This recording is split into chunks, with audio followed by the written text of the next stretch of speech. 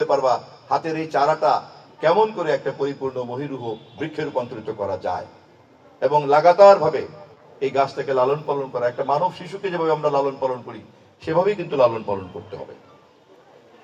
মানব শিশু কিন্তু কমপক্ষে 5 বছর লাগে বাবা মার কাছ থেকে বেরিয়ে স্বাবলম্বী হতে, তাই না?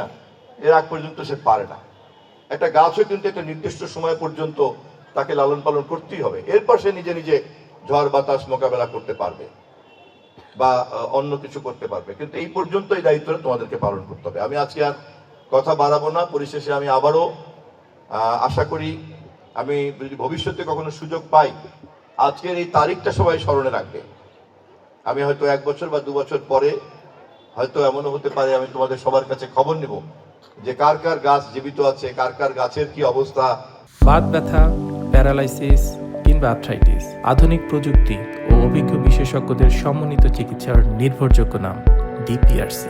সেই গাছটা ঠিকমতো লালন পালন করেছে কিনা, এর মধ্যে তোমরা তোমাদের প্রত্যেকের যে দায়িত্ব সেটা কিভাবে পালন করছো, তখন এটা আমরা বিনিময় করতে পারবো। আর পরিশেষে আমি আবারও বন সংরক্ষক কর্মকর্তাবৃন্দ এবং উপজেলা কর্মকর্তাবৃন্দকে বিশেষভাবে ধন্যবাদ জানাই এরকম একটা সৃজনশীল আয়োজন করার জন্য।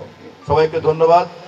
আর আমি মনে করিয়ে দেই, ইতিমধ্যেই আমরা বলেছি আমাদের প্রধানমন্ত্রী দেশনায়ক তারেক রহমান ক্ষমতায় আসার আগের থেকেই কিন্তু তিনি এই বৃক্ষায়নের কথা বলেছেন এবং ক্ষমতায় আসার পরে আগামী 5 বছরে 25 কোটি গাছ আমরা লাগাবো, এই প্রতিশ্রুতি কিন্তু তিনি ঘোষণা করেছেন।